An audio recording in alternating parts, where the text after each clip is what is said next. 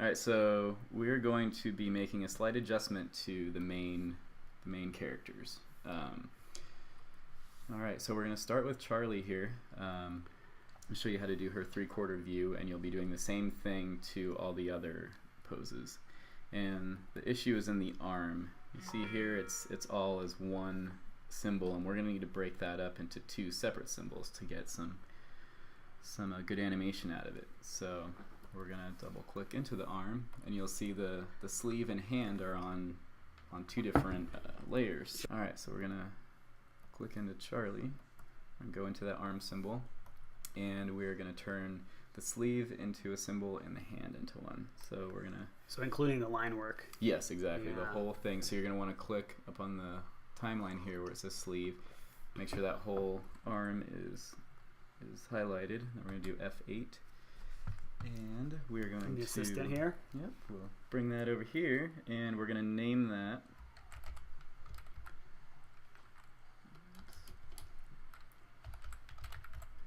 Alright, we're going to name that Charlie Arm 1 3/4. And it's important that each...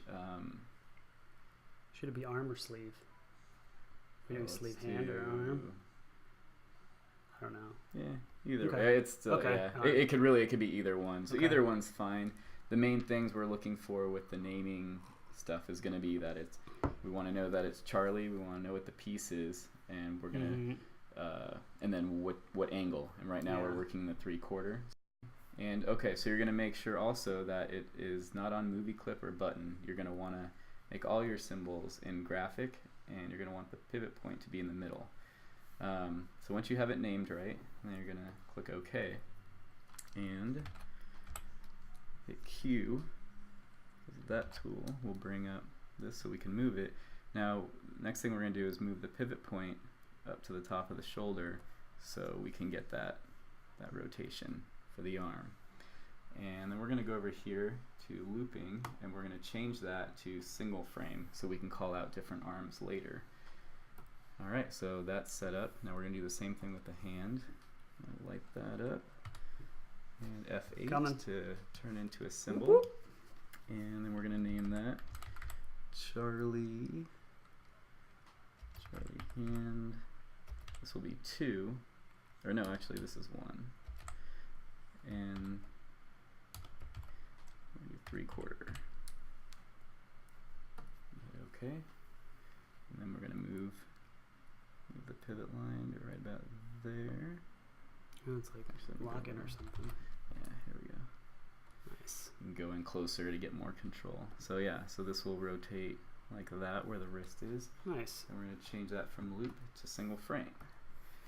Then we're going to click up here, and we're going to go out of there and back to where that original arm symbol was.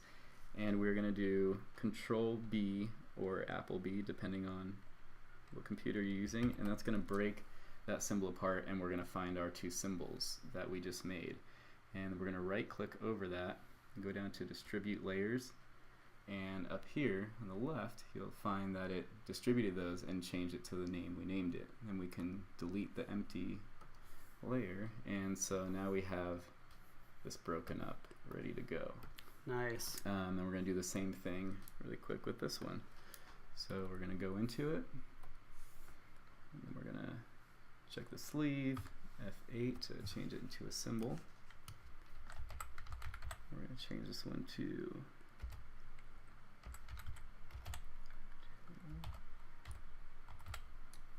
quarter. Okay. Move the pivot line up there. Change it to single frame. And it looks like the hand is already done in this one. Oh, And nice. we'll click on it and look over to the properties, make sure that it's a graphic already. So everything looks It's good. on loop. So yeah, the loop, exactly. So So it should we're be going to need to change that to single frame. So even if you find something that's already assembled, just double check it to make sure. We're going to go back out, and then we're going to Control or Apple B. We're going to break that, right click, distribute to layers, and then we're going to delete the old one. And now she is ready to go. So point of making all these into marionettes so that you can animate them. Yeah, exactly. We're making a puppet style that can be moved like a paper doll, and the way, oops, you don't want to do that. Mm-hmm. And the way it's rigged will help. You want to get the most out of your model. So things that you won't be able to get, like if you need that arm bent for a pose, that's when you're gonna have to go in and you would make a new frame here. You can either do a blank frame and draw a new one, or you can just F6 copy that one, and then you can just adjust this new one into whatever shape you're gonna need, and you have two options there. Oh, yeah, nice. so whatever you feel more comfortable with, and yeah, you can just do little tweaks and change stuff. And then, like, if you needed to use that new one, then you find the frame on the timeline you want, click on it, and then you would change that single frame one.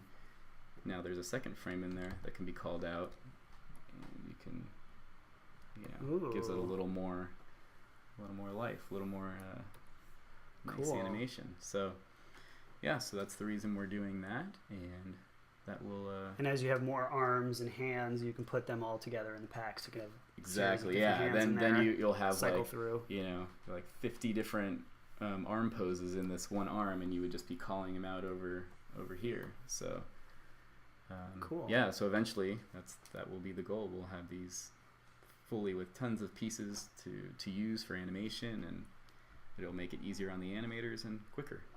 Nice.